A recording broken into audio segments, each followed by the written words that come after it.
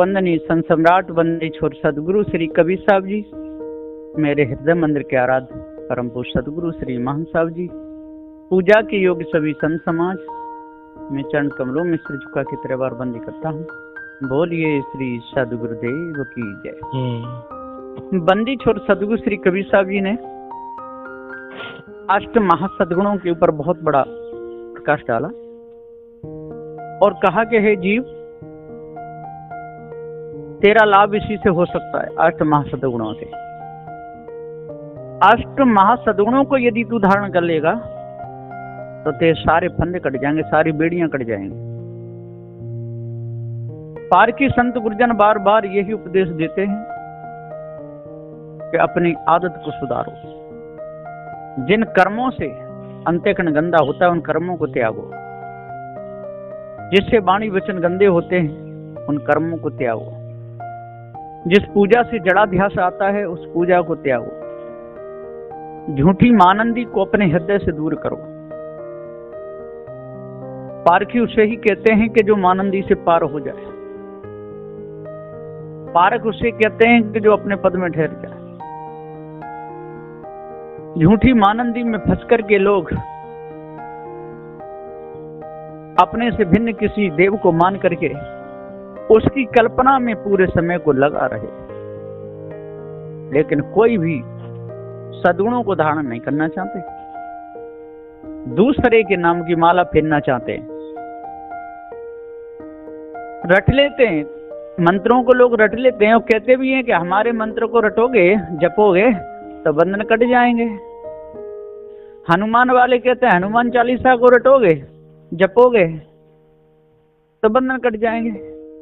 और दुर्गे चालीसा वाले कहते हैं कि दुर्गे चालीसा को जपोगे तो बंधन कट जाएंगे,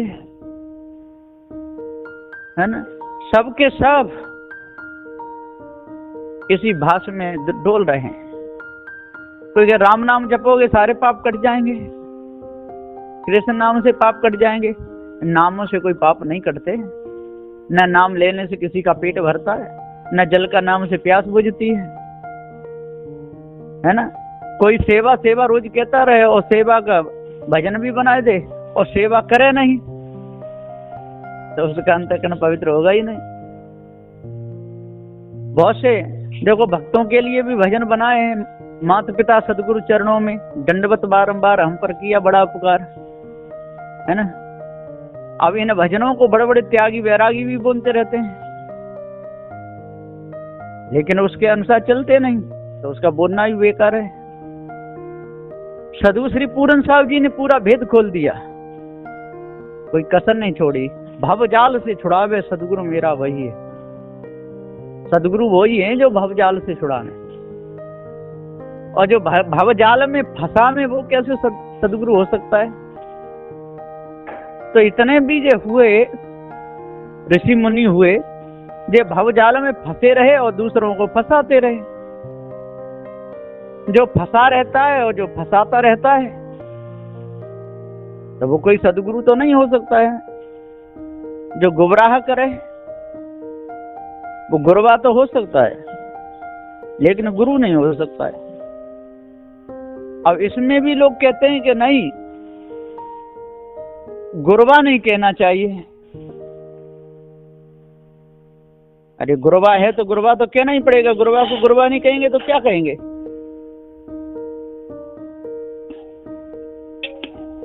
गुरवा तो गुरवा होता ही है, और यदि गुरवा को गुरवा नहीं कहेंगे तो पता कैसे चलेगा कि ये कौन है। ये सदगुरु श्री पूरन साहब जी ने पूरा भेद खोला कि जो गुमराह करे, जो धोखे में फंसावे, जो भरम में डाले, जो विषयों में फंसे, दूसरों को फंसावे, कुछ का कुछ कहे, वो गुरवा है। बंदी छोर सदगुरु श्री जी ने भी बस में पूरा कहा कि इन गुरवा लोगों ने सारा मामला ही बेकार कर दिया। अब पारक सिद्धांत में भी गुरवा घुस बैठे। वो कहने लगे कि जीव ही ब्रह्म है, जीव ही शिव है, जीव ही परमात्मा, जीव ही फलाना है, ऐसे कह के गोलमोल कर दिया। अब गुरवा को तो उनको भी बुरा लगता है, गुरवा नहीं कहना चाहिए। अब गुरवा को गुरवा नहीं कहेंगे तो क्या कहेंगे। गुरवा को गुरवा कहना ही पड़ेगा। गुरुबा तो सस्ते भाई, कौड़ी अर्थ 50, और अपने तन की खबर नहीं, शिष्य करने की आस। ये सारे के सारे गुरुबा लोग हैं जो धोखे में डालें, दूसरों को भटका में, तंत्र मंत्र जादू टोना हवन होम के नाम से, है ना, जिसमें जान नहीं, जिसमें जीव है ही नहीं, उसकी पूजा करते हैं। और जिंदे जो मूर्ति हैं, इनको सेवा की आवश्यकता, उनसे दूर भाग जाते हैं, पास में खड़ी नहीं होते, क्योंकि उनको पता है कि पत्थर की जो मूर्ति है न पानी पिएगी, न पेशाब करेगी, न भोजन पाएगी, न टटी करेगी, तो वहां तो कोई चिंता की बात है ही नहीं।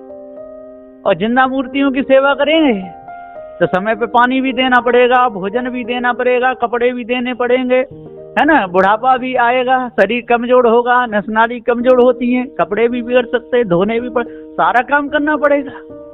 इसलिए ये लोग जिन्नाओं की पूजा से, सेवा से दूर भागते हैं और उनकी मूर्तियां बना के खूब पूजा कर लेते हैं। ऐसे ऐसे देखने में आते हैं कि माता पिता की सेवा कभी जीवन में नहीं किए और मरने के बाद उनकी मूर्तियां बना ली है और मूर्ति में फिर रोज जाते हैं लोटा ढालने।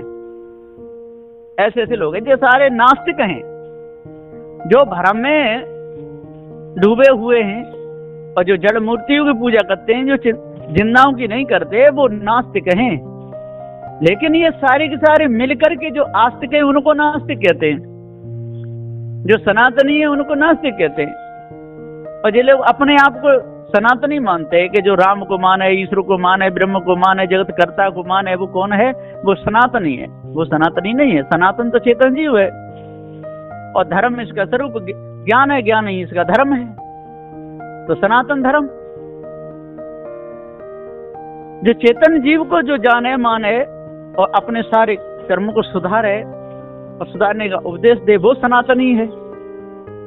लेकिन लोग कहते तो रहते हैं, सनातन धर्म की भी जय बोलते रहते हैं, सच्चे दरबार की भी जय बोलते रहते हैं, बोलिए श्री सदगुरुदेव की जय, ऐसे भी कहते रहते हैं। लेकिन वो सदगुरु अपने से भिन्न किसी को मानते, अपने से ऊपर मानते। तो अपने से ऊपर मान करके धोखे में और पूरा समय निकाल देते हैं, है ना। पत्थर यदि खाता तो टट्टी जरूर जाता। अरे खावेगा तो वो तो जाएगा ही, वो कहीं किसी में इसको बंद कर दो ताले में तो बंद थोड़ा रहेगा। और बंद करके चले भी जाओ, दूसरे दिन पुजारी आवे तो उसकी चांद फोड़ देगा, है ना। अब महादेव बाबा हैं, उनके पास त्रिशूल भी है, सब चीज भी है, मंदिर में है, और पुजारी चला गया ताला लगा के तो पूरी रात परेशान रहेंगे। और सुबह जब पुजारी आएगा तो एक त्रिशूल देंगे एक खोपड़ी में कि तू तो बाहर आराम से घूम रहा है, मुझे बंद कर गया है। हनुमान बाबा इतने लंबे चौड़े, गदा उनके हाथ में है। मठ मंदिरों में ताला लगाने वालों को वो जिंदा छोड़ेंगे? जब इतने बलवान है, उनकी पूजा हो रही है और कहते हैं इनकी सत्ता से सारा काम चल रहा है, और जब पुजारी जाता है तो मंदिरों में ताला लगा जाता है। ऐसा क्यों करता है? ताला खुला छोड़ना चाहिए, क्योंकि उसमें तो हनुमान बाबा हैं, है ना, महादेव बाबा भी हैं, राम भी हैं। जब सभी मंदिर में हैं और ताला लगा करके जाना, ये कौन सी बुद्धिमानी है? इसे पता चल रहा है कि उनमें कोई सत्ता नहीं है, इसलिए ताला लगा के जाते हैं। चोरों से भयभीत हैं, चोर आ गए, है ना, तो सब चुरा ले जाएंगे, इनको मालूम है। लेकिन जानबूझ जो कपट करते रहते हैं, संबंधन कोई कहीं कभी तेरी मुड़ को भला को न विद होई। इसलिए सदगुरुदेव जी कहते हैं कि भाइयों, अपने आप को जानना चाहिए, भ्रम को मिटाना चाहिए, भूल को दूर करना चाहिए, और जो जिनने मूर्ति हैं उनकी पूजा करनी चाहिए। और जिन्नाओं में भी जो उल्टे सीधे कर्म करते हैं, शराब पी पी करके नाच रहे हैं, मांस खा रहे हैं, काट रहे हैं, उनसे बचो, क्योंकि वो अपने पहले के कर्म भोग रहे हैं, नए बना रहे हैं। उनकी सेवा करने से कोई फायदा नहीं है। अब कोई यहाँ आ जाए, मठ मंदिरों में आ जाए और कहे कि नहीं मैं तो मुर्गे का मांस खाऊंगा, मैं तो आपको पाप लगेगा, भोजन कराओ, है ना, तो उसको तो तुरंत भगा दो। उससे भगाने में कोई पाप लगने वाला नहीं है, क्योंकि हमारा यहाँ नियम नहीं है। हाँ, शाकाहार भोजन है, जो बना है समय पर उसको पाल है। अब वो कहने में तो अंडा खाऊंगा, मांस खाऊंगा, शराब पीऊंगा, तो उसे कह दो भैया यहाँ से जाओ, न जावे तो पकड़ के भी बार कर दो, उसमें कोई दोष नहीं है, क्योंकि भोजन तो शुद्ध शाकाहार है मनुष्य का। यदि जो हमारे पास में है, चटनी रोटी है, दाल रोटी है, सब्जी रोटी है, जैसा है तैसा खा ले, और नहीं है तो नहीं है। लेकिन तेरी इच्छाओं की हम पूर्ति नहीं कर सकते, इस प्रकार से उसको दूर करना चाहिए, इसमें कोई दोष नहीं। इसलिए जड़ाध्यास को, भ्रम भूल कल्पना को, ममता आसक्ति को, इसको त्यागना चाहिए। साधु बन के घूमने लागो मन की लगी लगन में, साधु बन के घूमने लगते हैं, अपने आप को जानते नहीं, जहां जाते हैं कहीं फंस जाते हैं। बंदी छोड़ सदगुरु श्री कबीर साहब जी का सत्यनारायण का उपदेश है, और वर्तमान में सदगुरु श्री महान साहब जी सत्यनारायण का उपदेश देते हैं, भ्रम भूल कल्पना से और बचाते, निर्णय की बात बताते हैं। और जो निर्णय की बात को समझेगा, जानेगा, परखेगा, वो बचेगा, और नहीं तो संसार का गुलाम बन जाएगा। जहाँ जाएगा कहीं गुलामी करने लगेगा, जहाँ जाएगा कहीं गुलामी करने लगेगा।